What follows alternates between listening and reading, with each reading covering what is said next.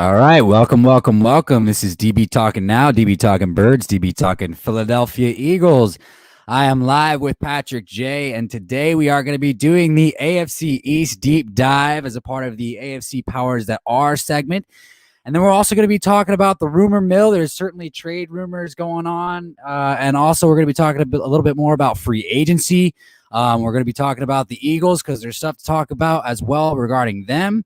And there's a lot of other stuff that we're going to be talking about. And Howie Sirianni, welcome to the channel today, my man. Happy Saturday. Good to see you.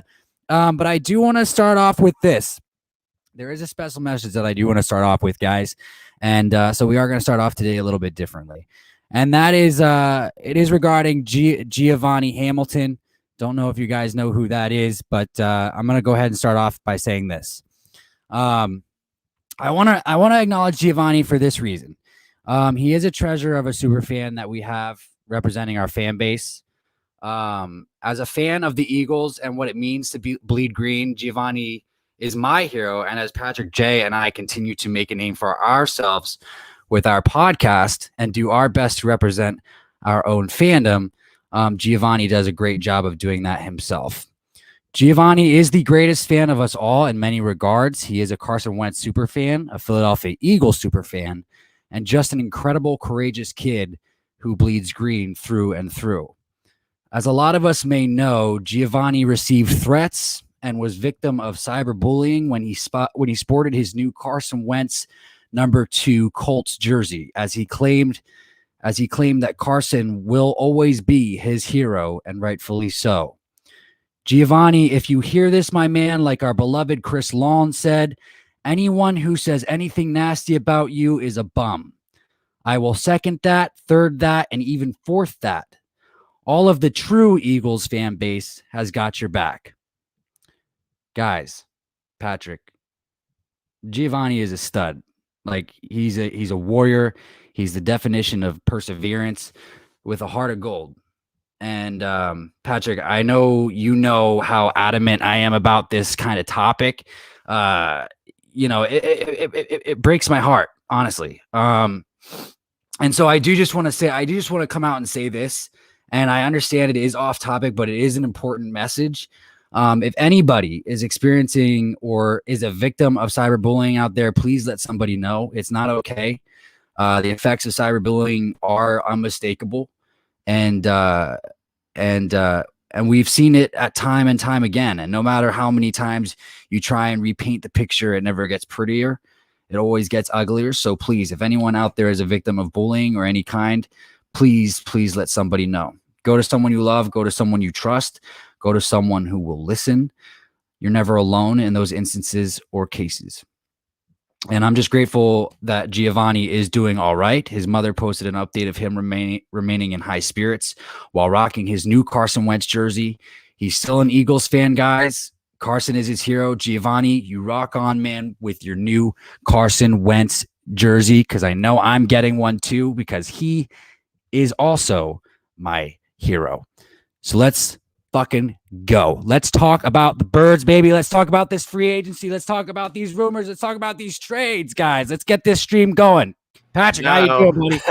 I feel good, man. Just to add on to that, I know you said that really well, but yeah, it's cyberbullying is a serious thing. There's been a lot of instances of like people going to an extreme to even like suicides and stuff like that. So I mean, a lot of us, I think we get a little bit more brave behind the screen when we don't have to show our faces. It's definitely not something that you should be doing. I mean, mind you, this is a 13-year-old boy who has endured through a lot in his young life that you and I and all of us, most of us will never go through in our life. He's gone through 15 surgeries with his, condition and syndrome that he has. He's as pure as a person can come. He genuinely just supports this team, and then also and this is coming from a non-Eagles fan. He supports Eagles with all his heart, and then he had that kind of a hero, and then that stability in Carson Wentz, like as his favorite player, with everything that he's going through, he was able to rely on him as a support and as a mentor of sorts, and then Carson was always there for him. So I mean, it's an all-time low for Twitter and as a human being as a whole to do this, and then like all the Eagles fans, and then a lot of the people have come in support of him, rightfully so. It's a good message to start with. Like I'm sure we can relay that over to him too if he ever listens to this, that we have his back. And not just him, but everyone that's suffering in today's climate. A lot of people are suffering, unfortunately. So hopefully we can turn this around, and then let's start this chat. Yeah, no, I agree. And just one final thing is it was completely undeserved, man. Like it really was. I mean, he's such a happy kid, and to have the positive outlook on life that he has with everything that he's going through is just absolutely phenomenal. And like his mom did post a picture of him being high spirits even after the cyberbullying attacks, and that really does speak volumes. I mean, that is Giovanni in a nutshell, and I'm so grateful and so happy that he's okay, and that he had success in the surgery, that his spirits are high. And we're gonna keep doing this. Obviously because we're fans of the game, and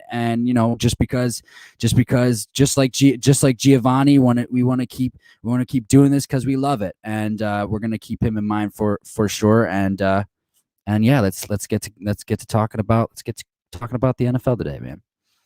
Let's do it. So we're gonna go ahead and start. We're gonna go ahead and start with the Eagles today. I want to go ahead and jump on some rumors, and one of them is this: Nick Foles, guys. The rumors have resurfaced. They've resurfaced. The reason why they've resurfaced, obviously, because right before Carson was traded, the Bears were one of those teams, and Nick Foles was one of the names, and da da da da da da da da. Look, I'll go ahead and read this report right now. This is the report. So NFL insider Jimmy Fowler said Foles to Philly is still alive during a televised ESPN appearance on Saturday morning. Obviously, this morning, he said this: "I wouldn't take a Nick Foles Philadelphia reunion off the table right now, because a few weeks ago when Chicago was looking to get Carson Wentz, they included Nick Foles in a potential package to Philadelphia. Now, Wentz ultimately went to Indianapolis. Obviously, guys, we know that. But those talks have been ongoing. They're in place.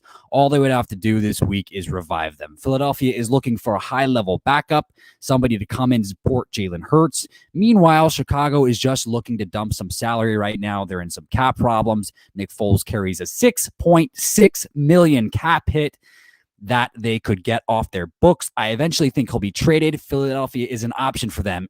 Wrong. Patrick, why is that wrong? Because Nick Foles suck. No, that's not why. Just kidding. I'm just kidding. It's probably because a lot has to do with his cap hold. I mean, his cap hit, I believe, right now before the trade is $6 million, but once the trade exception hits, I think it's going to count towards about $4 million to his new team. I mean, some are saying that it is an affordable contract for the Eagles to take in, and I think so. It's not a bad contract to have as a backup quarterback with his familiar city in the team to have as a with the Jalen Hurts there. But mostly the hindrance, I believe, is the cap hold and the financial situation of it all. Right. Exactly. A big play Slay. Welcome to the house, guys. Jack is king. Welcome to the house. Howie Sirianni, we already welcomed you, but we can welcome you again. All of you. I'm sorry. I didn't see you all join while I was going through my heartfelt message to Giovanni. What? Yeah, big play Slay. How you doing, dude? It's always good to see you, my guy. I am the best. Oh, Howie Sirianni. I mean, I wish you. Howie, as a fan, as a subscriber to the channel, I like you, my guy. I like you. I don't know about the guy you stand for, but not sure about the first name, fella. Not sure about the first name. Big play Slay. What's up, DB? How are you, bud? And how are you, Patrick, my brother? Man, what's good? All is good. Life is good. I wish I had one of those shirts right now so I could say What does it say? All is good, or does it say life is good? I think it says life is good. Is that right? If life is good, then all is good, my guy. Life is good, all is good. Yeah, yeah. I look forward to doing this every day. I do too. I do too. Thanks, Howie. so What yeah. a heartfelt day. Let's jump back on topic. So guys, I was just talking to Patrick about this off air, and here's the thing. The Bears are dumping cap right now. There's no reason, even if it took a 7th round pick for the Philadelphia Eagles to go and trade for Nick Foles, there's no reason to even do that because that's adding a $6.6 million in a trade, and then that takes us away from adding a guy like Adoree Jackson. It takes us away from a guy like cornerback Steven Nelson, which we will get into a little bit. It takes us away from the current free agents that we might possibly go ahead and entertain. And yes, we will talk more about Adoree Jackson because I would be so stoked. And we went into a little bit about it yesterday, but I would be so stoked with the pairing of Anthony Harris and Adoree Jackson and Darius Slay. Like that would, there's some things I can't say on YouTube. Just kidding. But let's talk about the trade rumors for Steven Nelson. So cornerback Steven Nelson from the Pittsburgh Steelers, Patrick, obviously was given permission to seek a trade. Now, the Philadelphia Eagles were obviously linked to this because we need a cornerback. Let's just go ahead and bring him in here. Boom, we got Steven Nelson right there. He just looks like a beast. He's like about 6'1", 202. Has some solid production and experience that he brings to that Pittsburgh Steelers secondary, and he would definitely carry that over to the Philadelphia Eagles secondary if he were to be traded to our team. What do you think it would cost? I've heard some different things, like maybe a 4th or 5th, maybe a little bit more. What's your take on Steven Nelson, brother? Yeah, like you said, Steven Nelson is a star and in the making, or he is already. I mean, he's like I said, he got the permission to talk to the other teams. He's only turning 28 in January, and he's always been graded out as one of the league's top cornerbacks, according to the PFF. So I mean, he's definitely a big get here.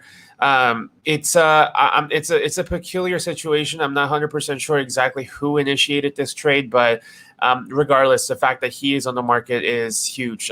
Like you said, recently we've seen a lot of guys that's come available as far as the cornerback market is concerned, as far as Adoree Jackson, also Kyle Fuller. So, this is also another star that's going to be available for a right piece. From what we're getting out of Pittsburgh as far as like the last bit of news was concerned is that the Steelers are looking for a 2nd-day pick. So they're looking for a 2nd rounder or a 3rd rounder in return. There's a lot of teams that's linked to Steven Nelson, as you can imagine. And, there is going to be someone that's going to cough up that money to get him. The thing with Steven Nelson is that you are going to have to extend him. He is in his final year of his contract for 2021. He's very affordable at $8.25 million, but, he's going to want to get paid like one of the highest cornerbacks out there. So that's one thing to keep in mind as well. Yeah, for sure.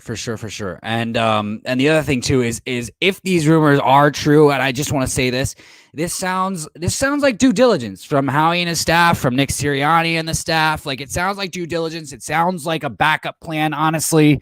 If Adoree Jackson doesn't work out, and my hope is that Adoree Jackson doesn't work out with the Giants and does end up making it to Philadelphia. Because he is 25 and he's another guy on the rise, obviously, as we talked about yesterday.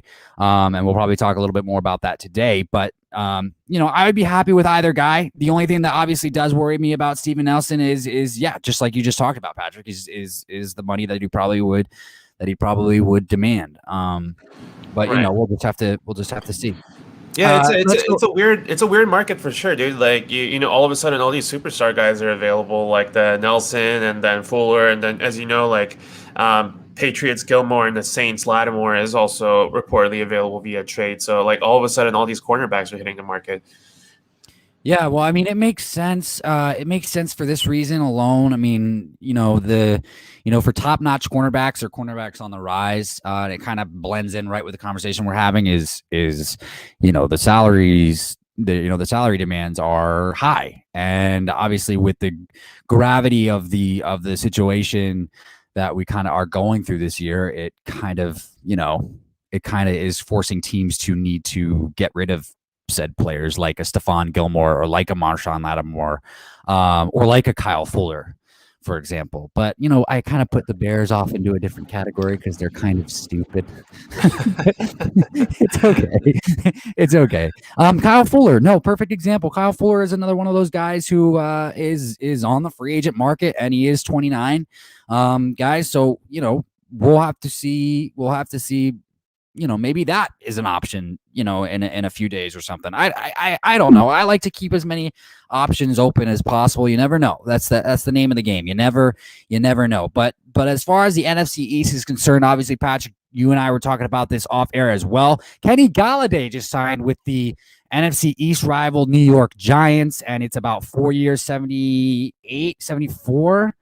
Was it? 78, yeah. Yeah, 78. So $18 million per year for Kenny Golladay. $18 million per year, guys. $18 million. Patrick, Big money. That's insane. I don't mean to boast or but I said that they were going to overpay this guy. That is he doesn't just. I mean, he may deserve it in a couple years, but I don't think he necessarily deserves it right now. No, he's getting paid like one of the top receivers out there. He's getting paid like if he's in Devontae Adams, DeAndre Hopkins, kind of that level, but he's not. But the thing is that he was clearly the best receiver out in this market. And then when he was healthy a couple of years ago, he definitely showed signs of being the top receiver. So the Giants are betting on that. And I think more than anything, the Giants really didn't want him to leave New York without a contract, just like same thing with the Dory Jackson. You know what I mean? I think they're doing everything they can to make sure they can lock in these guys before they leave town, because there were strong indications that the Bears were trying to sign him to pair him up with Allen Robinson. So there were teams that were pursuing him, and rightfully so. He is the best receiver out in the market. So, but it's a huge deal. I mean, out of the 4 years, $40 million is guaranteed. That's a lot of chunk of change to pay to a receiver that's has had some health history, but they're just betting on it. I mean, they're betting on his health, and then if he is healthy, I mean, that's a huge get for them. I mean, he's 6'4", a big play capable receiver that's going to give Daniel Jones another weapon, and then especially with Saquon Barkley coming back. I mean, health aside, suddenly that Giants offense looks a little bit different now. Now that you're looking at. Yeah, go ahead. Yeah, now that you're looking at Daniel Jones with Saquon Barkley coming back with Kenny Golladay on the other side, I mean, you are now seeing this team in a different light. And then it definitely gives them a huge weapon. And like I said, the main concern with him would always be coming down to his health at the end of the day. But yeah, it's a big splash for the Giants. But at the same time, it's a huge money to pay him to do that. And then one thing that I want people to always understand about the Giants is that they still have Evan Ingram. So if Evan Ingram can really develop into that top tight end, then that offense all of a sudden becomes really scary too. Yeah, if he can become consistent. Yeah, no, I agree with you. I want to touch on two things. It's funny that you said the Bears. They should delegate that money to Allen Robinson. That would piss me off if I were Allen Robinson, but that's fine. No, it does. For the Giants, it does make the offense look a little bit different. Saquon coming back, that does give them more versatility to that offense, possibly having Saquon as your bell cow, and obviously he is the bell cow, and him coming back healthy is going to be the imperative thing for that offense. So we have to make sure that he can do that successfully, just because it's exciting to see Saquon, whether you're a division rival or not, or just a fan of the game. It's exciting to see Saquon running at full speed.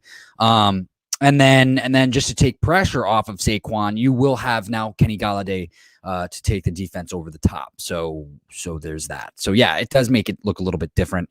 Yeah, it definitely adds a different dimensions to that team, right? If you really think about it, if you look at it in that standpoint, with Daniel Jones coming back at full strength, around him, man, you got Saquon Barkley, you got Evan Ingram, you got full season of healthy Sterling Shepard, and you still have Darius Slayton, and you got Kenny Golladay in the mix. That team's all of a sudden looking pretty good, in my opinion, on paper. Yeah. I mean, they don't look the best. They don't look like the best team in the NFC East. No. I mean, I would still put them third. I mean, no offense to the Eagles, but I would still put them third. But it looks better. It's going to be a competitive team that they're going to put out there every season, every single game. So.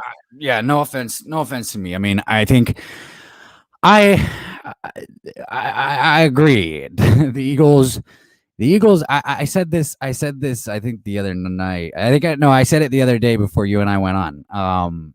Was that the Eagles are in the basement? The Eagles are in the basement. But we're that team that's in the basement that's not supposed to be in the basement. So we're kind of like the monster underneath the water. Like we're the monster that's just about to cause an earthquake. That turns into that at the last second turns into a behemoth because that's where we're supposed to be. Like we're the one that just creeps up and then like behemoth. Little Loch Ness monster. The Loch Ness monster. We're the quiet. We're going to be the quiet assassin because we're the power that will rumble from underneath that will just take you down. Dak is king. I don't care about your Cowboys, buddy. I don't care about your Cowboys. But no. Honestly, the NFC East is starting to shape up a little bit on paper. But quick question before we wrap that up, though. Do you think the signing of Kenny Golladay, because there were mocks, mocking a wide receiver to the Giants, do you think that takes away from, them possibly wanting to go that route? Let's say a Devontae Smith falls to them or Jalen Waddle falls to them. You think that takes away from? You think Kenny Golladay takes away from them maybe taking a wide receiver in the first round? I think so. I think it effectively takes them away from that. I mean, I think they still, as any team should for most part, I think they'll occupy the best player available strategy. But having Kenny Golladay definitely allows them to be a little bit more flexible with that. So I mean, they don't have to necessarily go like a wide receiver route like we were anticipating them doing. So I think with Kenny Golladay in fold, I think the Giants at number 11 are going to be looking at different positions. Because I mean, it's interesting because so far I've only had Giants taking a receiver at 11. I was thinking whoever falls to them, Devontae Smith or Jalen Waddle, in my opinion, just because I don't anticipate Jamar Chase falling down any further than he is. So I think look for the Giants to take most likely, in my opinion, an edge rusher or a defensive lineman like Gregory Rousseau or Kwity Paye, if they're available, would be a good option for them. Or they might go offensive line if Rashawn Slater somehow falls to them at that point, or if Elijah Vera Tucker is available at that point. I think the Giants would be happy to take them up and give Daniel Jones some protection and to help out Saquon Barkley as well. So you think Elijah Vera Tucker is going to go in the first round? Oh, he will. He I think I have him in the top 15 for sure. I think most, because I do this thing every morning. I take every new mock draft and I put him in like a position, kind of average position, and then so far. Jets fan, you're such a Jets fan. USC guys in the first wround are like. I spent waiting to happen. No, I spent so much time doing this. But anyways, out of the 37 mock drafts that I've calculated in the last 14 days, I think Elijah Vera Tucker is most experts have him going at about 14.2. I pick or higher. No, I'm not harping on him. I like him as a prospect. I think I have him going in the early second. I just don't have him going in the first. No. Mark my words on this one. He's gonna go top 20 pick for sure. And then I think most experts agree at this point too. So all right. I mean, it's not like a USC quarterback, so that's okay. Elijah, he's a USC offensive lineman, so I know. But he blocks for a USC quarterback. Anyway, so Dak is King says DB and Patrick realistic Eagles projection. I'll happily give it to you. But there is still so much to go. There's the rest of free agency. The Eagles are gonna continue to make some moves. And I think again, like I've said before, don't trust anything that you hear regarding cap because it's so fluid and these guys know what they're doing. Howie and his staff, and these guys are really smart when it comes to numbers. So they know how to work with it. So whatever you hear, unless it's from team sources, just don't trust what you hear. But you know what? Doug Peterson went 7-9 in his rookie season, and I don't expect. I'll say this. I'll say 6-10, 7-9, and the reason why is because I have faith in Jalen Hurts. And I have a little bit of faith in Nick Sirianni, but I will say this. It is a new head coach, and it's going to be new playbooks. It's going to be new schemes all across the board. These players are young. These players got to learn the new schemes, and these coaches are young, and they got to know what it's like to coach adult players. You know what I mean? So everybody in this organization right now is gonna have a learning curve, and so I'm gonna say, because I have faith in Jalen Hurts and Nick Sirianni, I'm gonna say 6-10 or 7-9. What about you, Patrick? Here's the thing. Caveat. I think you forgot is the 2021 season is going to employ 17 game season. So, I think they're going to go. I kind of agree with you. I think they go 7-10. I'm looking at their. I'm looking at their schedule. I mean, like, their division is tougher, but I think I do have enough faith in them to be able to split for most part.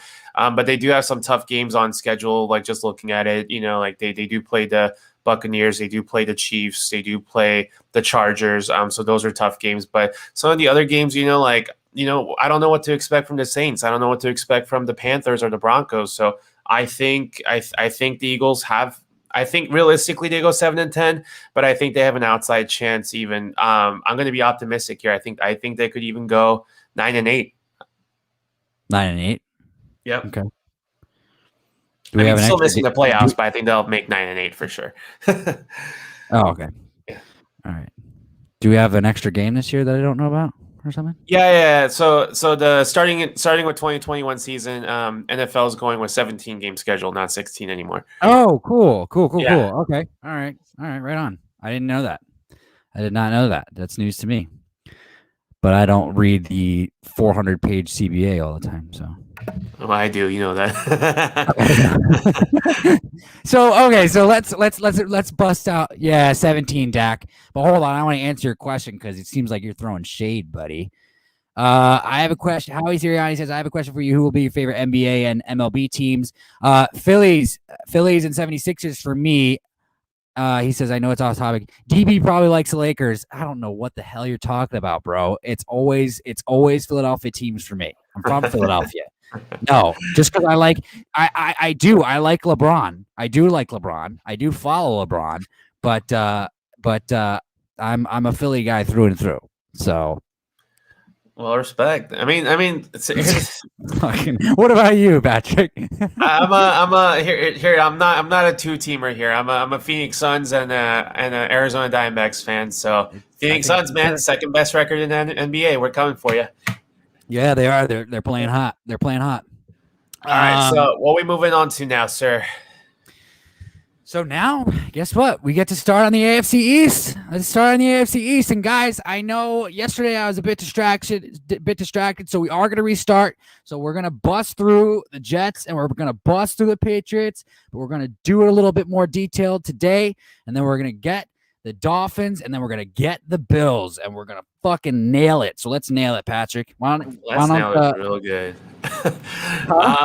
Let's nail this real good. Who are we starting with? Ooh, we're gonna nail it real good. Pick a team.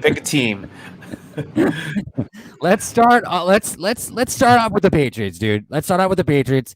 Let's just, because they kicked off the entire free agency period with the absolute madness that they did. Obviously signing Matt Judon, edge rusher from the Baltimore Ravens, who's 28 years old in his prime, is going to bring a lot of heat to that defensive line. They obviously signed the top 2 tight ends, Hunter Henry and Jonnu Smith. And so and Nelson Aguilar and Jalen Mills, which I'm really excited for them about. Just because I want to see Bill get his hands on Jalen Mills, and he did have a good season, guys. Last season, he didn't. I mean, obviously, what we saw was kind of skewed by just the fact that everybody played bad in that secondary. But from a statistical standpoint, Jalen Mills had about 74 tackles. He had about 1.5 sacks. He had about a forced fumble and an interception. So he didn't have a bad season for the safety cornerback hybrid role that he was put into last season. So I'm sure Bill can get the best out of him. And but let's go ahead and talk about this. Obviously, Bill Belichick does not like losing, just like every other team in the NFL, Patrick. But he's not used to it. What do you see from them going forward? What do you think they're going to do? Do you think he's trying to replicate what he had with Rob Gronkowski and Aaron Hernandez? Obviously, Jonnu Smith and Hunter Henry, I see them as adding a little bit more versatility than both of those guys together. But obviously, Rob is a bit more, Hall of Fame-ish, and Aaron was good, but where do you think that angle is? What do you think the angle of Bill is right now? Bill's one of the most unpredictable guy, man. He just every time you feel like you know what he's doing, and he just goes around and does something else. Kind of like what you said. They've done a lot of different things. I mean, just starting with re-signing a bunch of their guys, and then signing those 2 tight ends, 2 wide receivers, all those linebackers, and Jalen Mills, and all that good stuff. So I think his team is stacked. I mean, if you look at his depth chart, they are filled with quality players. So I don't really know where they're heading. I think it's still I feel like I sound like a broken record, but the one thing that I always want to talk about when it comes to the Patriots is the question mark always is going to start with a quarterback. Until that quarterback question is answered, just like a lot of teams, I still don't know exactly what angle they're going to take. On paper, it seems like Cam is going to be their starter, but I would hate to think that after the year they've had, that Bill's just going to go into into the camp with just Cam as a quarterback. You know what I mean? So I'm still looking at the Jimmy G angle. There's still talks out there that Bill wants to get some kind of value out of Gilmore as a trade option too. So look for them to be pretty active in trade market. Which he certainly will and can. Yeah. Exactly. And then there was a talk in the local radio here in Arizona too. Like the Cardinals were pretty in deep talks with the Patriots to get Gilmore for their 3rd round pick, but then they sent that to Raiders to get Rodney Hudson. So that's off the market, it looks like. So we'll see where they go. But and there's some people that are still thinking that Ertz should go to the Cardinals for the 3rd round pick. It's already gone. It's already gone. It's gone. Yeah. But then one thing that I can tell you, and it seems like a big play slayer, you beat me to it that you put it up there, is you can always trust Bill Belichick. He knows what he's doing. He's one of the best coaches out there. So absolutely, no, he always knows what he's doing, and that's probably the reason for the rapid fire impatience that we kind of saw to start off free agency from the Patriots this offseason. I do want to talk about and obviously we touched about it briefly, and Big Play Slay, I feel like you just jumped back on, but so I want to go ahead and go into this a little bit more detail than I did yesterday. Reason why I don't think Cam is going to run that offense and is going to be the starter is because I feel like he doesn't want to leave this offense to chance.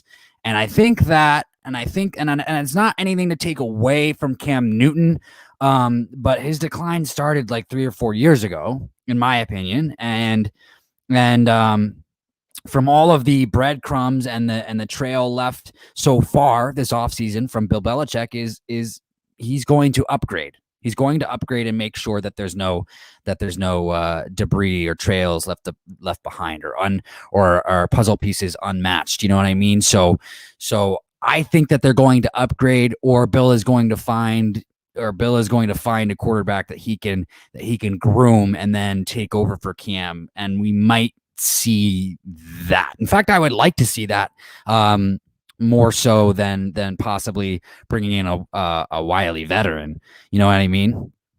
Like Mac Jones. Yeah, for sure. Like Mac Jones. Yeah, I think sure. I think that was a perfect thing that was brought up yesterday that I barely touched on, which was I think the Bears could reach and grab Mac Jones at 20. But I also could see, I could see the Pats doing that too. I could see Mac Jones. I could see Bill finding something he likes in Mac Jones. You know what I mean? That's a possibility. What do you think about that, Patrick?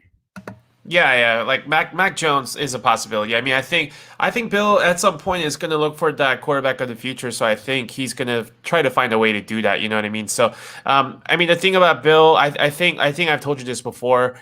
When they brought Cam Newton back, I mean, there was a reason for it. I think he saw something in Cam Newton, and then as you know, that Cam Newton has played in a high level before, so right. Maybe he can replicate that success somehow. I mean, he has surrounded Cam Newton with the type of players that can really accentuate what you need. I mean, you got Hunter Henry and Jonnu Smith who can not only block and catch on the run. They can come off the block really well and catch. Those are the type of players that you need for Cam Newton to be successful.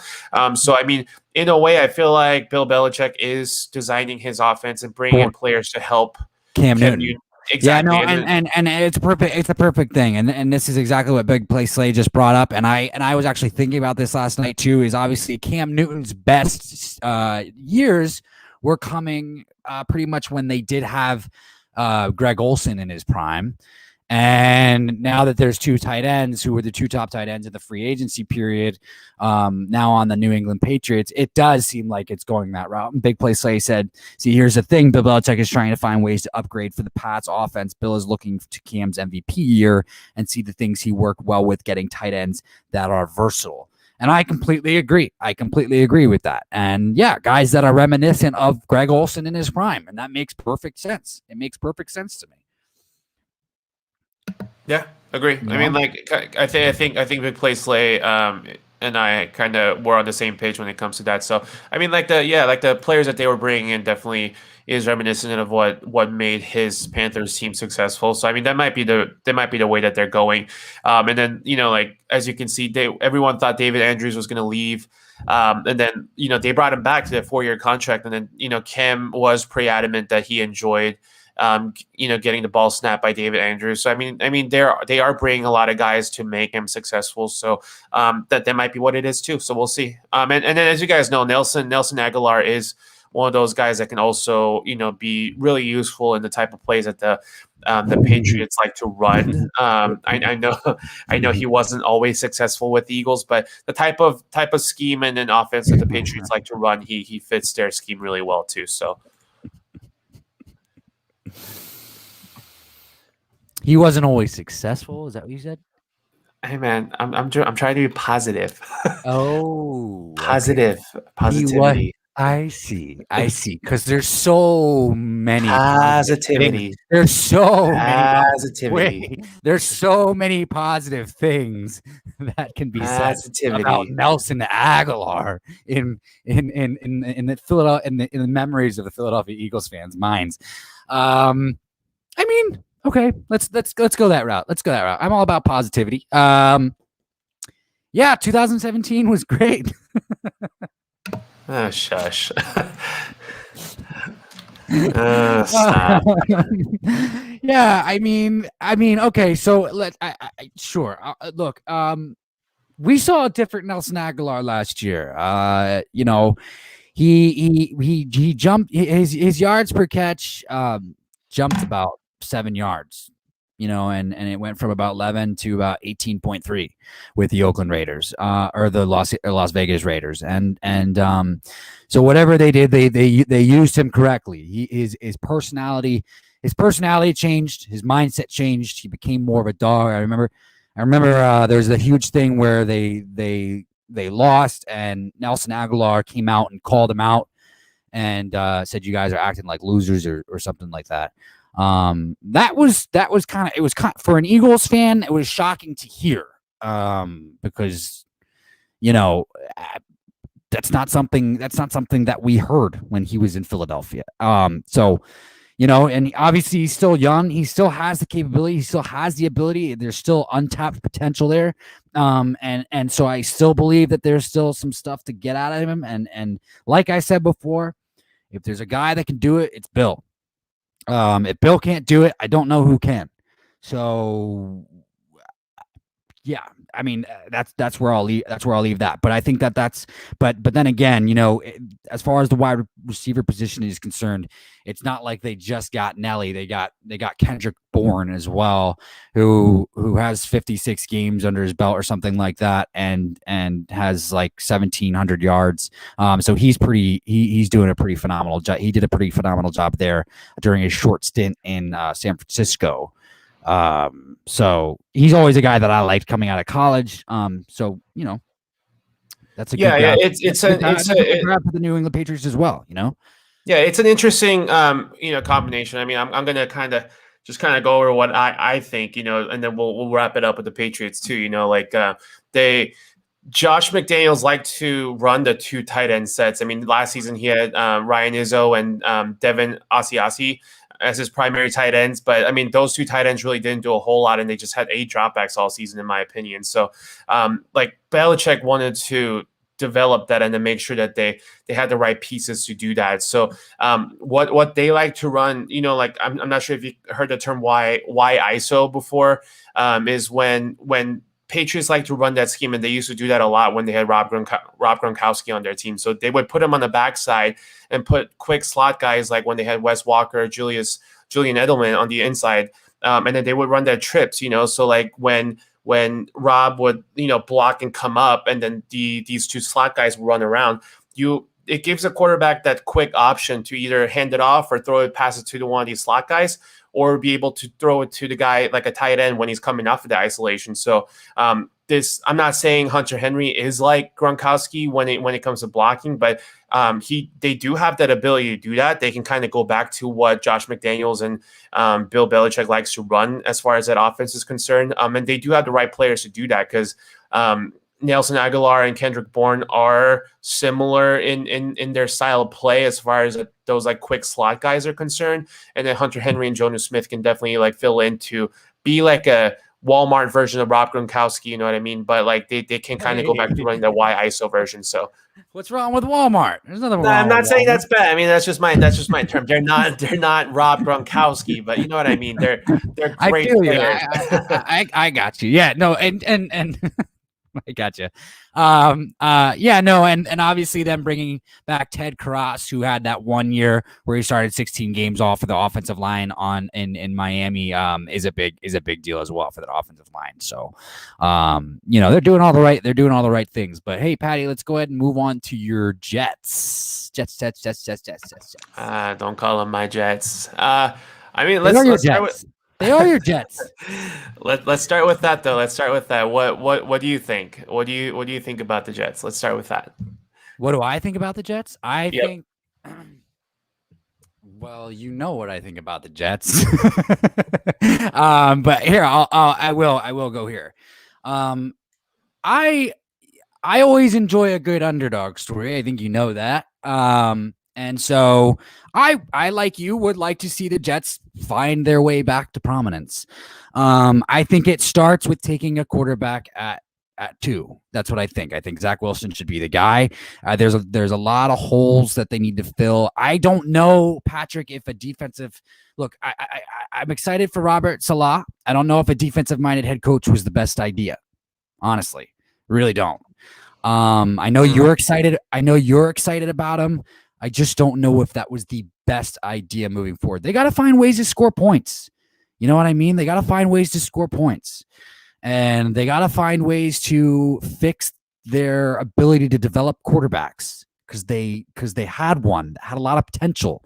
And regardless of my take on USC quarterbacks, just because they've been failing over the last decade, Sam Darnold was one that had that potential, and they failed to develop him. So I'm hoping that they do the right thing. I'm hoping that they go out and grab Zach Wilson. I hope that they can develop him successfully. Obviously, for the offense is they got to get themselves a running back. You and I have talked about this off air. If they can grab themselves a Najee Harris, a Travis Etienne, I think they would do better with the Travis Etienne just because I think that they need to add versatility. They gotta score points. So a guy that can do it in the back, the guy that can run the ball and then also catch passes out of the backfield would be good for them. I like their signings though, dude. I really do. I like their signings. Keelan Cole. Keelan Cole was obviously a big one, and let me bring this up here just because I want to run through this entire list that they got. 1 second here. Yeah, I can kind of recap for you. So please. Yeah, the Jets. We re-signed Josh Adams, a running back. And Corey Davis. Yeah, and then we got Keelan Cole. Corey Davis was a big receiving tandem that the Jets acquired. Tyler Kroft, the tight end, was signed to a 1-year, $2 million deal. Carl Lawson, obviously the edge, signed for 3 years and $45 million deal. So that was a big deal that they gave out. Gerard Davis, a linebacker. Marcus May received a franchise tag. LaMarcus Joyner signed 1-year deal. And then Justin Hardy, defensive back, also signed a 1-year deal, I believe. Yeah, no, and so I like what they're doing. I like what they're doing in free agency, and I think Carl Lawson's going to be good. Here's the thing about Corey Davis. I wanted Corey Davis for the Eagles coming out of the draft. I think a lot of Eagles fans did. He had his comp was Terrell Owens. I don't know if you remember that. He reminded a lot of people of Terrell Owens, just his size, his build, the way that he shrugged off defenders. He hasn't quite lived up to that potential, quite yet. Has he been a good player? Yeah, he's been a good player. He hasn't been the elite level player that we thought he was going to be. If he can become that for the Jets, dude, then that's a phenomenal signing. But I still think, my personal opinion is the Jets' future does revolve around this one main fact, and that is how well is this new coaching staff going to do? How well is Robert Saleh going to do? And that's my big worry is they went defensive minded again. So, but I also want to touch on this too. Is you guys lost defensive end Anderson. His first name I can't remember to the Patriots. The Patriots signed him away from you guys. What's your take on him? As far as like losing him is concerned? Yeah. Henry Anderson has always been a productive player. I mean, obviously losing a guy like him hurts, but I think that's also kind of mitigated by like signing of Carl Lawson. Carl Lawson was one of the bigger names, and when the Jets were looking for one of those dominant pass rushers, he is that true defensive end. Like he's 6'3", 265 pounds. They're betting a lot on him. They gave him $30 million guarantee, but I mean he's only 26. He's only been a situational pass rusher in his career so far, but and then he hasn't really had a whole lot of like sack number ever since his rookie year is concerned. But when he got the full-time duty last year, I think he topped out at 11 starts altogether, but he came out with 64 pressure, which was 4th total in NFL in just 11 games. Then he had 32 quarterback hits, which ranks second in the NFL too. So they're betting on him to be that run stopper and also kind of like improving on his pass rush to getting to the quarterback. So I mean, I think it's a upgrade over Anderson. Obviously, Carl Lawson obviously has a lot more potential than anything. When it comes to Corey Davis, I think the big thing with him is getting a big receiver, with Denzel Mims already in fold. That gives the Jets two big-bodied receiver that can really come down with the ball. It's going to be a huge help for whoever the quarterback is. At this point, I think we discussed this a little bit yesterday. I think the Jets as a whole are moving away from the idea of trading for one of these established quarterbacks. I think more than likely you will see Zach Wilson going with the 2nd overall pick. Zach Wilson being the type of quarterback that he is. And sometimes he does struggle with accuracy. And then if you see a lot of tapes with him, he generally has he arcs his ball a lot, so it helps to have those big body receivers like Corey Davis and Denzel Mims. So I think that signing will definitely help the Jets. And another guy that I like to kind of like highlight as far as their guy's concern is the linebacker Gerard Davis. He's not one of those big splash guy, but he's someone that's going to be really important to Robert Saleh. He can anchor that 4-3 defense. Titans, right? Came from the What's Titans. that? He came from the Titans, right?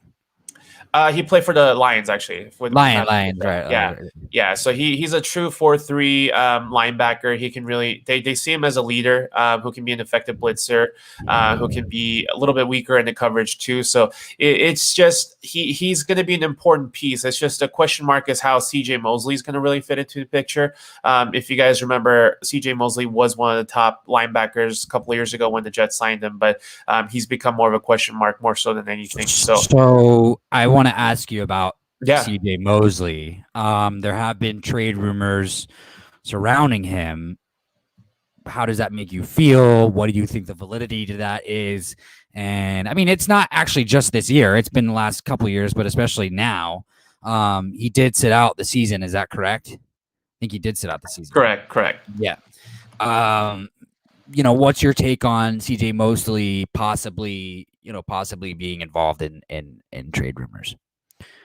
Yeah, he's I mean, it's inevitable that he's going to be coming out in a trade rumor, but I mean, I think it's silly at this point to assume that he's going to get traded just because his value just isn't there, and then we just don't know exactly where he stands as far as his health is concerned or where his mental standpoint is concerned too. But Jets are set to be eager to get CJ Mosley back after sitting out the COVID-19 2020 season, but they are fielding some calls as far as CJ Mosley is concerned.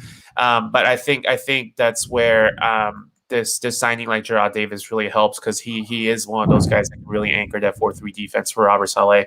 But if CJ Mosley can come back, I mean that's huge help. I mean CJ Mosley just 2 years ago, as you guys all know, was literally one of the top linebackers out there. He was a 4-time Pro Bowler for the Baltimore Ravens, and he just still, yeah.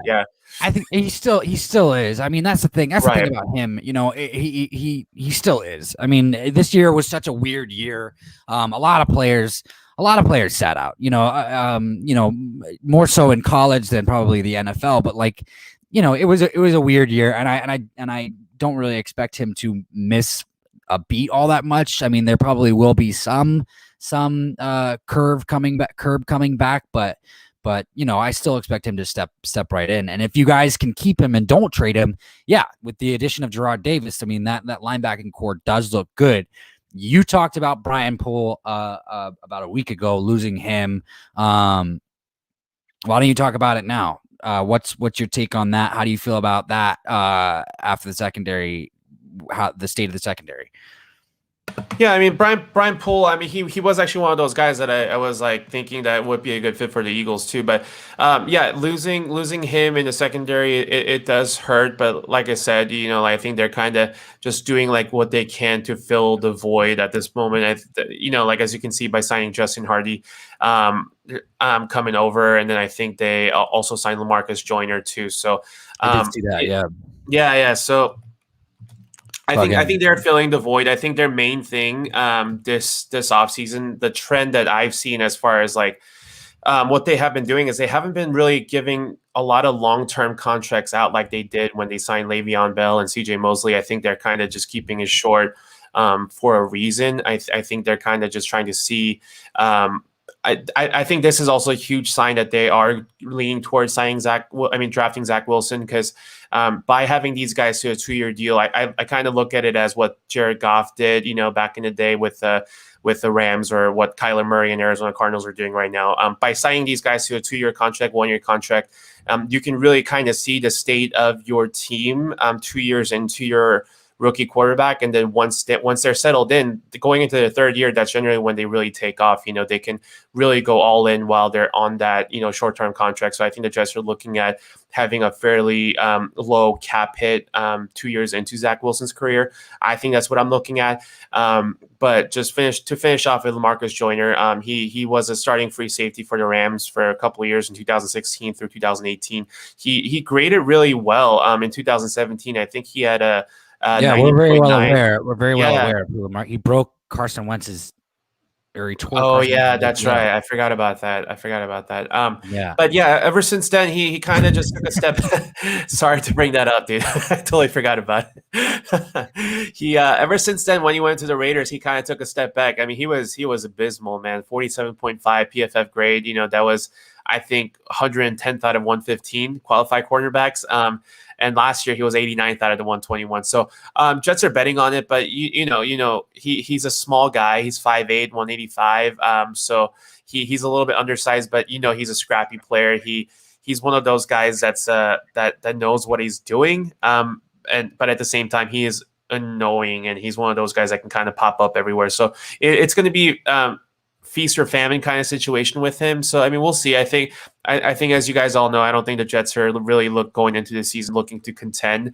I think that's why they're signing all these guys again to 1 or 2 year deals to really evaluate their team, and then kind of see where they can go from here. So but the moves that they're making are really, really good. And another one of those moves is obviously former Chargers offensive lineman Dan Feeney, who's a guy that I talked to you about, who I was excited about when he got released, and obviously has the ties to Shane Steichen. And so that's why I had excitement surrounding him in the first place. But I think that's a huge get for you too for that offensive line. And so, yeah, like you said, Patrick, all of these moves are pointing to drafting Zach Wilson and getting this thing set up for the development of a young stud quarterback. And we talked about this a couple weeks ago, you talked about the impatience of the Jets fan base and how they should bring in like a Deshaun Watson rather than drafting a quarterback to develop. And it seems like that's the way that they're going. And me personally, I'm happy that they're going that way, because it means that then they can have something to look forward to in the future, and Jets fans can have something to, kind of be at ease about if it all goes right. I can say this from experience is like, even though the Eagles went 7-9 in 2016, we had something to look forward to in 2017 because we were excited about Carson Wentz. And that's kind of the thing that's keeping us from losing our fucking minds this year, is we have something to be excited about with Jalen Hurts. So if they take Zach Wilson, Keelan Cole, Denzel Mims, Corey Davis, like these Tyler Kroft, like these are all great signings. And I think you're right, where it might be a couple years out, but nothing but excitement for them, man. And maybe it's a good sign. Maybe Robert Salah has a good head on his shoulders. I know Adam Gase doesn't. He looks crazy. Yeah, every time you see him talk, man, his eyes are just wandering all over the place. So yeah, I think I mean, I'll say this again, and then I think I'll kind of stop with this point, is that it's just years of torment, in a way, where when you're used to drafting a quarterback in the first round, and then every time you miss on them, you at some point you kind of want a sure thing. I think that's kind of where most of the Jets fan base is at. But I mean, kind of moving away from that now that we're leaning towards getting Zach Wilson. I mean, yeah, he's exciting. He's got a powerful arm. He can really throw the ball down the field. He's an accurate passer. He's got a good deep ball accuracy. He's got quick feet. He's smart. He's confident. He's a competitor. He brings a lot of energy. He's one of those rah-rah guys. So, I mean, I'm excited to see him. But it's like I said, he's only done it for 1 year. So I want to see what he does in this next level. But yeah, I'm excited to see what Zach Wilson can do. And I think that era is going to start here in about a month. Yeah, I mean, I completely agree with you. Let's go ahead and move on to the Buffalo Bills, Patrick. I just saw that comment. Mosley would be awesome on Eagles. Yes, he would be, but the money, guys. Yeah, I was gonna comment on that. But I decided not to. It is. It would be. It would be great. I honestly. I guess I will. I wanted. I You wanted can't CJ. put it up and not comment on it, you know. Yeah. No. I know. I know. I know. I'm at like a mercy of you putting up your comments up there because I can't see anything else still. Yes, you can. You just have to I can. navigate to the right. Jeez, Louise. We're I gonna have to can. talk. I will. Maybe I'll pull up a YouTube. You're See what making it that sound idea. like an old married couple, which is probably true. But um, yeah, no. So I wanted CJ Mosley. I wanted CJ Mosley when the Ravens were getting rid of him. And obviously adding CJ Mosley to any linebacking room would be phenomenal for any team. I am really excited about Alex Singleton, guys. So I'm not ready to go ahead and pay for another inside linebacker, especially what CJ Mosley would demand. Yes, it would be a ton of money. But Patrick Jay and I have talked about this on end. We have so many other needs to fill. And bringing CJ Mosley in, while I would absolutely love it, it would definitely take away from some of the other needs that we do need to fill. So, but let's go ahead and talk about the Buffalo Bills. Obviously, Patrick, Josh Allen is getting better and better every year. Stud. Yeah, absolute stud. And like, even though a lot of people were down on him after his rookie year, I wasn't. And I'm not trying to like take a lot of credit or anything, but I understand like his passer, his completion percentage was somewhere in the 50s, but like there was just something about him, some of the throws he was making, and his ability to take off and run. It just seemed like he had a bright future, and lo and behold, we're getting to see that. We're getting to see that flash right before our very eyes. And so the Buffalo Bills have been on the rise since they've drafted Josh Allen. Now, in free agency, they went ahead and added Emmanuel Sanders, who can still contribute some pretty phenomenal things to a wide receiver room. And then they went ahead and signed Mitch Trubisky to a 1 year, $2.5 million deal, which was a bit shocking to me. Just the fact that it was only that. And they also brought in, Matt Hack, which is a punter. Obviously, they needed that. The Eagles could have used a punter. They brought in running back Tywan Jones. But the other big one is probably cornerback Levi Wallace. They were able to get him for cheap. 1 year, 1.7. How do you feel about these signings for the Buffalo Bills? You think they're going to take that next step with adding a guy like Emmanuel Sanders and cornerback Levi Wallace? Yeah, so I think the Bills are leaning more towards a non-splashy move, and I think that's what they did say before the offseason started. They really just wanted to run it back with the team. I think they are relying on, like I said, even more so a development for Josh Allen. Another year of chemistry under the belt with him and Stephon Diggs. So I think they were leaning towards just running it back with their team. So you can kind of tell by their offseason moves that they made so far. Most of their moves have been to re-sign their own guys. Signing Matt Milano has been a huge move for them. But more important than that, signing two veteran offensive linemen, Sarah Williams and John Feliciano, to really help fortify the offensive line and to retain that for Josh Allen's supporting cast, I think is really important. Emmanuel Sanders, having him opposite Stephon Diggs is obviously only going to help. I think he still has a lot left in his tank, and then I think it's really going to assist Josh Allen having another weapon like that. I'm gonna say this though. I think a one underrated move that they've actually made, surprisingly, is signing Mitchell Trubisky. In my opinion, believe it or not, he's a very cerebral quarterback. And I think we've talked about this before. Having importance of having a backup quarterback that can really hold that clipboard on the sideline and really survey the field, and then be that second eye for the quarterback. So when the quarterback's in out on the field playing, going through his plays and motions, by the time he gets to the sidelines again, that backup quarterback that can really go over what he saw, what he noticed, and what he can do throughout the game. I think that's important.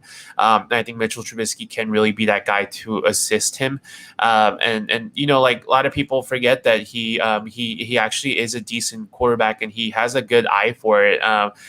Everyone always raved about how Mitchell Trubisky has a lot of good football intangibles and smarts. So I think he's actually going to be a perfect fit to be his understudies.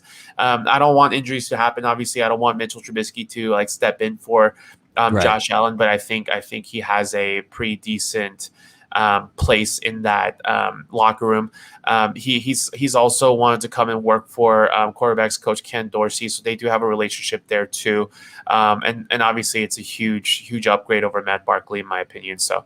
I didn't even know Matt Barkley was still in the league. Yeah, that's funny. We're gonna continue. I want to wrap. I want to get this question out real quick because I don't want it. Dak is king, or how I say I feel like I left him out. With the Jets release, CJ Mosley. No. For one clear reason is that they'll actually just lose $12.5 million. It just goes to their dead money. They don't gain anything out of it, so there's no way. Yeah, I didn't think they're not gonna. He's too much of a stud as well, and some team would trade for him. Yeah, somebody's gonna trade for him. So going back to the Bills, I mean, I'm excited. When I saw Matt Milano hit, he was like a free agent for, I don't even think it was a day. I think it was a few hours, right? But I was excited because I thought, maybe the Eagles could do something, but the Eagles obviously weren't going to be able to do anything. And so that, I mean, I know how big of a signing that is for them, bringing him back. So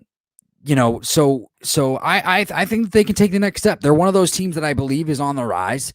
They're one of those teams that I believe, always has a chance since they drafted Josh Allen, to continuously compete and get back and see if they can get to the ship. You know what I mean?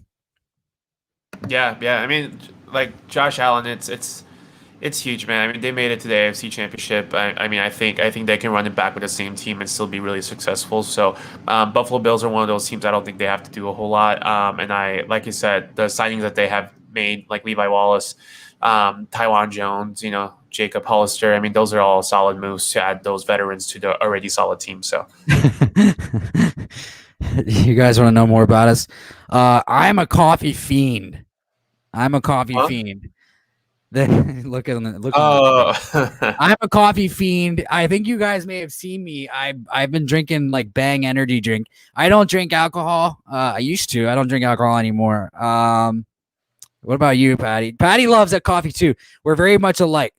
But go ahead, Patty. Yeah. No, I'm a coffee connoisseur. I don't do Bang or any type of energy drink, but I like coffee. I drink about 2 or 3 cups a day. Straight black is my preference, or sometimes with oat milk. Alcohol, I still do. I like me some good beer and good scotch. That's what I like. Good beer, and he's a scotch man. He's a scotch. That's true. It's true. I play Madden. We're both. I'm a game. I don't know. Do you still game? Are you still gaming? Bro, dude, I'm just waiting on. I've been trying to get a hold of like freaking PS5 forever, dude. But I know that's like everybody. I can't get a hold of it now. I've been playing Madden, dude. This is the worst Madden of all time. Like, there's so many glitches. It's insane. Yeah, dude. I haven't even played, dude. I'm like at this point, I'm like committed to getting PS5. At this point, PS6 is gonna come out before I get PS5, bro. That's funny, dude. Did you play the FF7 remake though? Oh, dude, no, but that looked good. That it was fucking amazing. Yeah. It was amazing. Like I like it's annoying. It's annoying that they're doing it in parts. Because like honestly, right before I got the PlayStation, I had I had the Xbox, and so like I bought the old versions. I downloaded the old versions and played them on Xbox all the way through. I bought FF7, I bought FF8, and I even did FF9, and I played them all the way through. And then and so it's annoying that I have to wait for the second part of the FF7 remake on PS4 Pro, and like I'm like, hey, but it's coming out sooner than expected. It's coming out in June, so that's good. Yeah, I mean, I was just really impressed with just that graphic, dude. So I mean, yeah, good shit, bro. Final Fantasy, guys. What is FF? Final Fantasy. Oh yeah, Final Fantasy. I just got Valhalla. I just got Valhalla. Oh, by the way, quick football news. Broncos have signed Kyle Fuller to a 1-year, $9.5 million deal. So there is one huge cornerback out of the market. Jesus. You know what's surprising? Big money, dude. Big money. Yeah, that's huge. You know what's Yeah, and surprising? then another cornerback, Xavier Rhodes is actually going back to the Colts on a 1-year deal. So not a lot of cornerbacks left on the market. I think a lot of the guys now are left in the trade market more so than anything. So Well, there's Addy. There's Addy Jackson. yeah, Addie's still out there. AJ Boy is still out there. So some guys are still available, but we'll see. But what about Cameron? What about Cameron Sutton? I don't think he signed. I think he's available too. So Yeah, I like Cameron. I like him too. Another Steelers cornerback that I have talked on length about, but I'll go ahead and bring up again. He can fill it. He can fill that role of safety cornerback hybrid, be a chess piece for Jonathan Gannon's defense. Yeah, you know what's what's crazy? Available. Yeah, you know what's crazy? Huh? Final FF is Final Fantasy, Howie. Fucking Howie, Roseman. I'm just kidding, brother. I'm just kidding. How he just does football, man. What is FF? Fantasy football. Fantasy football. Yeah. T.Y. Hilton is still available. T.Y. Hilton is still available. T.Y.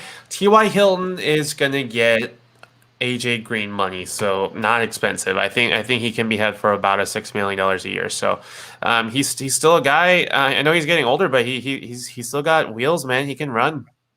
Yeah. Yeah, I was just playing with you, Howie. No need for the name calling, man. I'm sure he's kidding. Yeah, I know. So am I.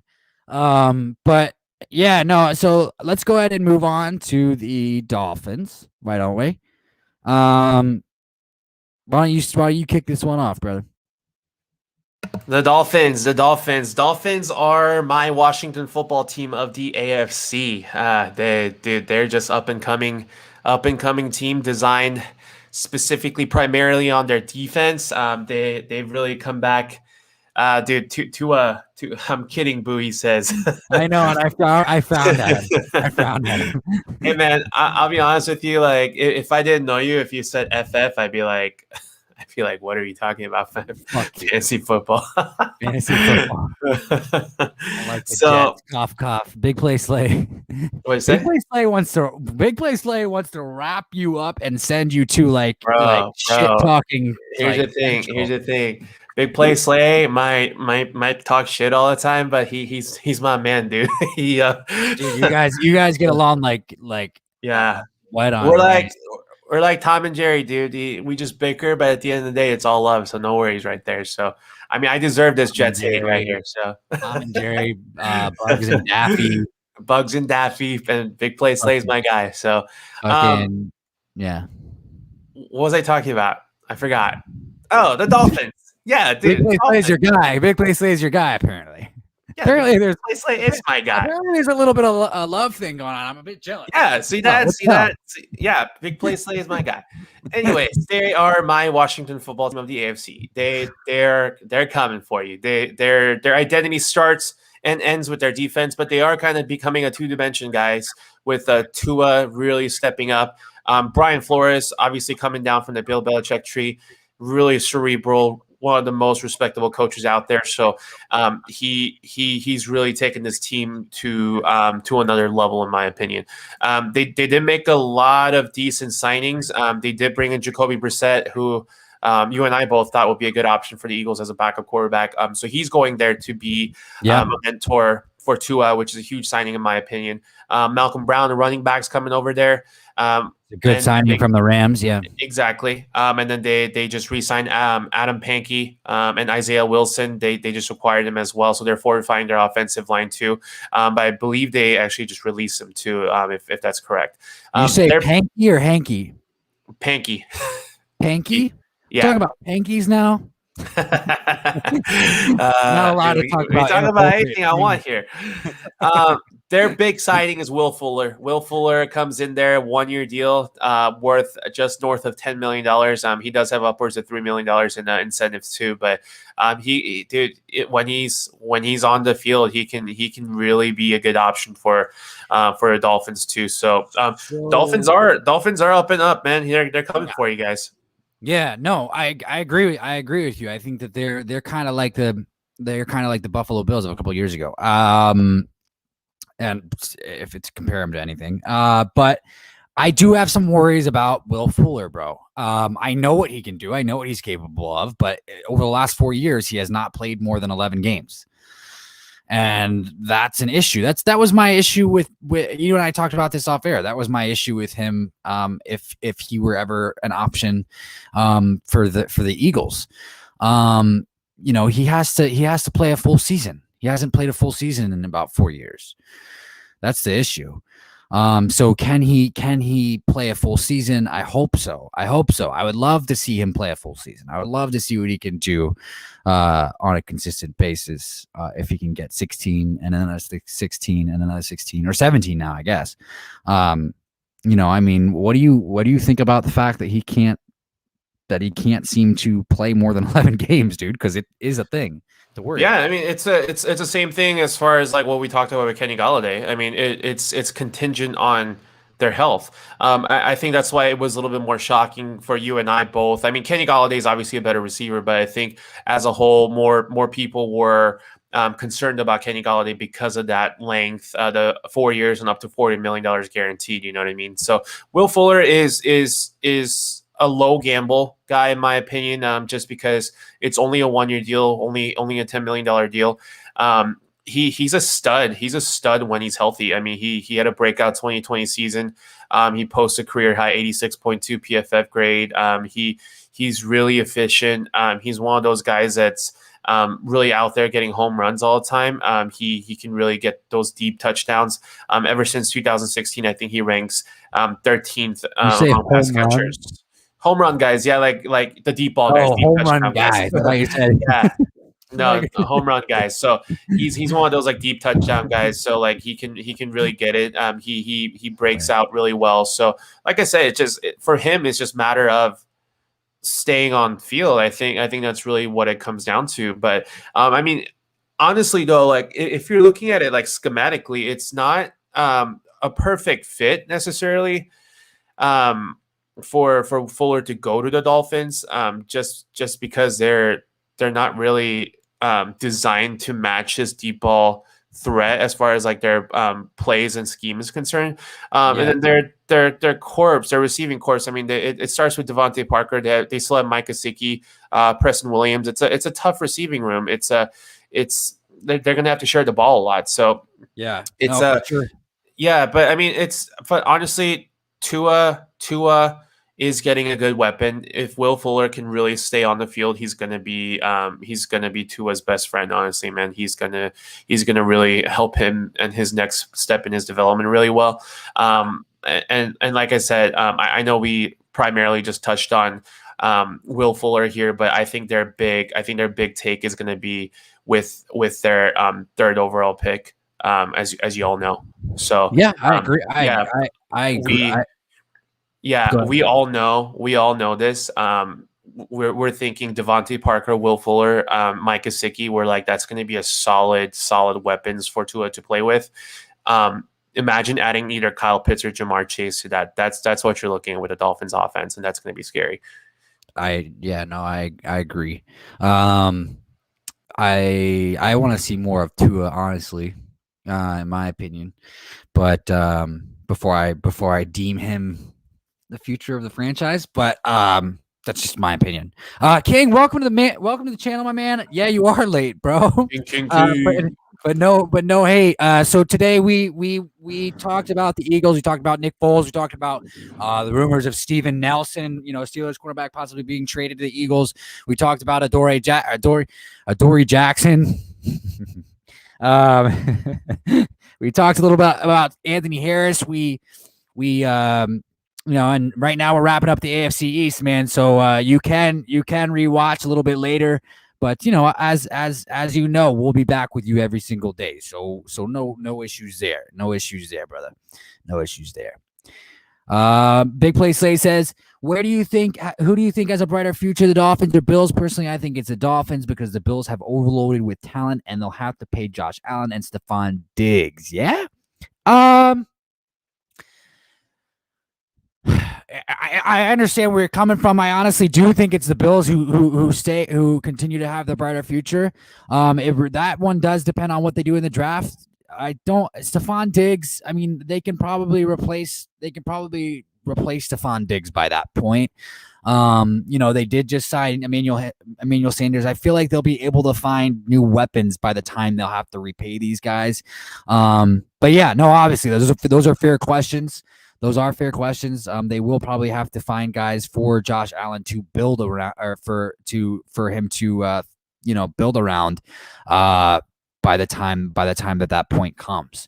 But still, I think that I still think that the potential of Buffalo just absolutely reeks right now. And like I just said, I still need to see more from Tua. Honestly, Patrick, do you want to touch on that one?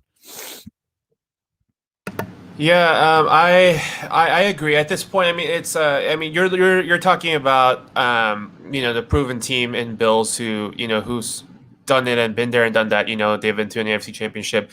They have a stud quarterback in Josh Allen, stud receiver Stephon Diggs, and all the other guys that makes up their team. But I see what Big Play Slay means as far as what he means by the Dolphins. I think the Dolphins have more potential to grow, obviously, just because their team is younger. And I think the big thing is that Tua is just entering his, he's still in his rookie contract. Like Josh Allen is going to get paid.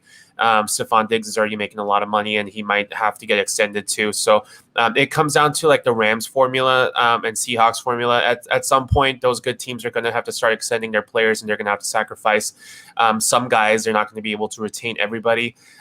Whereas in like the Dolphins are just starting it out. Like they have Devontae Parker, Mike Gesicki, and like I said, they have those solid team and Will Fuller on their 1-year deal. But like I said, like Tua is still on the rookie deal. If they get Jamar Chase or Kyle Pitts, who's going to be a strong performing offensive players, they're going to be on their rookie deals. So they're going to have potential to continually add on to it. And I think that's why the Dolphins are being really smart by giving out these 1-year contract to guys like Will Fuller.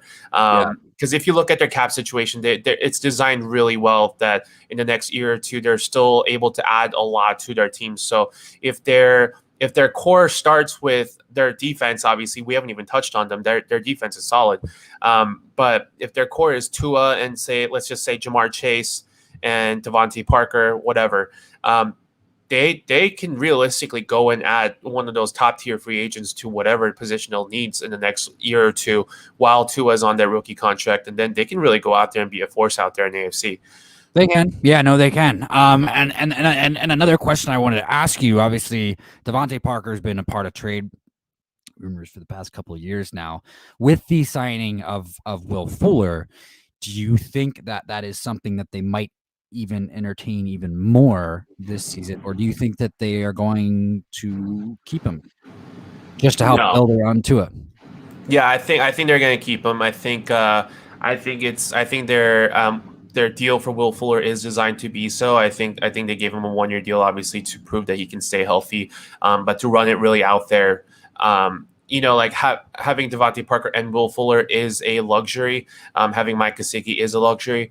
So that whoever they bring in with a third overall pick, like I said, it's going to be Jamar Chase or Kyle Pitts. There is an outside chance that they sign. I mean, they draft a tackle like Penei Sewell instead, but I believe it's going to be the weapons. Just surrounding him with even more weapons is going to really help him out, and I think that's really essential to their development. And I think Devontae Parker, I don't think they're going to trade him. In my opinion, it's kind of cost prohibitive at this point with how his contract's set up too. So I think they run it out there with all this team. It's going to be a solid team. It's going to be fun to watch the Dolphins this next season. Yeah, absolutely. No, I hope so. And one of the things that Big Play Slay said was, yeah, it's a worry. It's kind of a worry that you even mentioned that they might get Jamar Chase or Kyle Pitts. Yeah, it is kind of one of those things where that is kind of the route that they could go. They could take a Penei Sewell at 3, Patrick. To protect Tua. They could do that. But I just think, and you and I have talked about this off air, as you and I kind of concretely agree that it will be a playmaker. Whether it's Devontae Smith or Jamar Chase, I don't think it's going to be Kyle Pitts. I think it's going to be Jamar Chase, but I think it will be too. I think the Dolphins don't really like running 12 personnel, and then they really like Mike Gesicki. So Mike Gesicki has got a lot of potential. So yeah, I know. I know him well. But hey, guys, thank you for joining the chat today, Patrick. Is there anything else that you want to wrap up with, or? Let's see. No, I mean, not really. I appreciate everybody coming on, like having conversation. I mean, this is honestly one of the best part about coming on here is really like conversing with you guys. It's really been fun to like have conversation with everybody like this. I don't know. Let's see. Falcon and Winter Soldier was really good. So everybody go watch that. I watched a 4-hour Snyder cut of Justice League twice already. A lot better than the first one, so go watch that. Let's see what else. LeBron got hurt, but I think the X-rays came out negative, so that's good. I'm just rambling on at this point, but no, you're good. I just saw a phenomenal movie that you might like. Actually, it's called "I'm Thinking of Ending Things." I have actually seen that. That's a book, actually, dude. I know it's a book. It's with Jesse Plemons. I love that movie. And Jesse Buckley and Toni Collette, dude. Yep. It was phenomenal. Yeah, we should talk about that off air. But it's just the way that movie was written. Those characters, those symbolisms, they were fantastic. So Charlie Kaufman, the director, he did Ruby Sparks with Paul Dano. Hey, dude, I can read comments now without you putting it up here, and I see that Big Play Slay is finishing up with the Jets suck, cough, cough. I told you. All love, my guy. All love. I told you earlier how to do it. I know. I just saw it. He goes out trolling. I love it. Do you guys see what I have to deal with? Do you guys see what I have to deal with off air? I'm just saying. I'm just saying, dude. I love this trolling. Like I deserve it. It's totally fine. But everybody, King Miru, Howie, Dak, Big Play Slay, please go watch Snyder Cut Justice League. It's so worth it. It's 4 hours of your life, but it's amazing. Go watch I'm Thinking of Ending Things if you guys want to be weirded out. Anyway, DB talking out, DB talking Birds, DB talking Philadelphia Eagles, live with Patrick J. Guys, we just wrapped up the AFC East. Tomorrow we will be doing the AFC North, and it will be exciting. It will be phenomenal, and hopefully Zach Ertz gets traded one of these days. I want to see what comes of that. But you guys, again, thank you so much for joining. King Miro, Big Play Slay, Dak is king. All of you, Howie Sirianni, you too, my man. And also, shout out to Giovanni Hamilton. One love, brother. Stay strong. You're courageous. Your perseverance is absolutely phenomenal. And you are the true Philadelphia Eagles superfan, my man. One love, guys. Have a beautiful evening. Go Birds. Later, dudes.